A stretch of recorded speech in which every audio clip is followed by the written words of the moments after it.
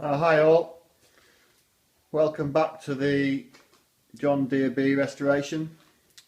In the last video or videos we took the differential out of the main case and got it sat on the workshop bench. On initial inspection the bearings aren't too bad, but practicality wise, if you had a bearing failure, apart from the damage that we've done on the gears, it's a fight getting to the differential, so I think we'll replace them.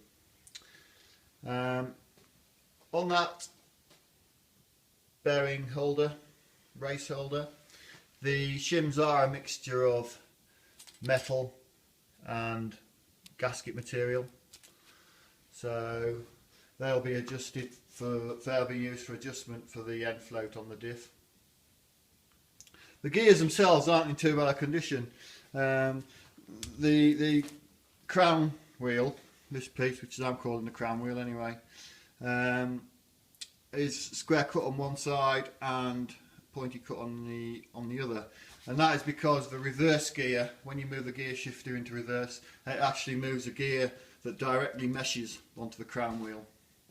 The drive's taken from the crown wheel out to these two pinion gears and the bevels, and they directly drive onto the bull gears in the back of the axle.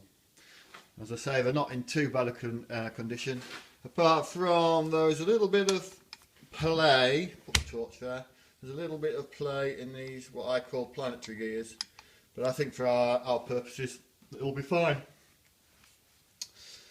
So eventually we got back to the PTO mechanism that was left in the gearbox.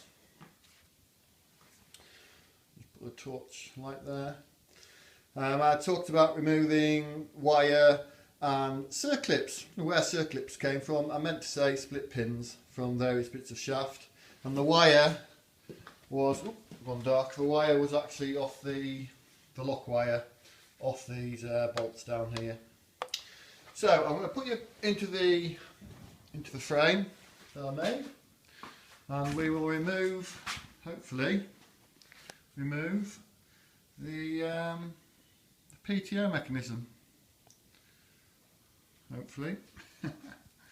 So, as I say, remove the split pins that were in here, and there's a split pin on this piece here,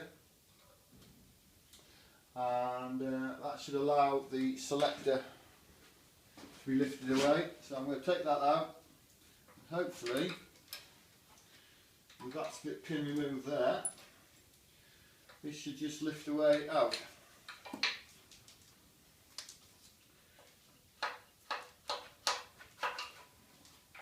A bit of gunge and muck on it, I think, it isn't helping. There we go. So that comes out like so.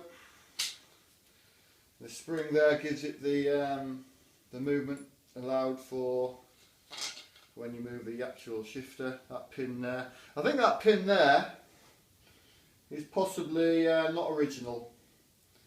It's a bit long from what I can tell, so that might get modified a little bit. So we'll put this over on the bench. There we are. And so the next thing is to remove the selector shaft, which is screwed in the side of the gearbox. There's a torch in here, I don't know how well this is turning out. This is why I don't particularly like doing video of me working, but one or two people have asked me to do so, so that's what I'm doing. So that pulls out like that, and I have a feeling there will be a spring and a detent in here somewhere, so that's right. So there's the selector, and in there is the ball which has decided to take off. I'll have to go looking for that. So, and that sits there, moves the gear in and out to the drive. So there's that piece. Put that over here. Don't know where the ball's gone, but I shall find it. So the next thing to do will be to remove this quill, which holds the PTO shaft bearing in place. I've taken some photographs of it all to help with putting it back together. Now, you can see, nope, bearings comes off, and that would suggest that we need a puller. I should get a puller, and hopefully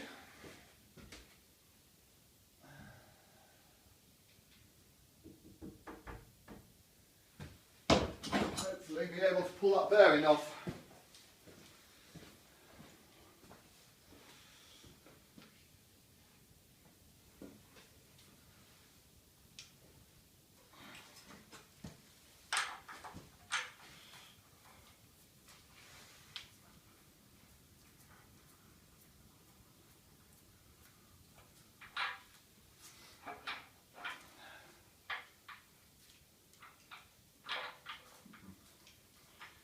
Maybe not just going to work as easy as I thought.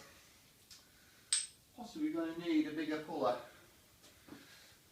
So, but yeah, as we can see, I'll take you out the frame.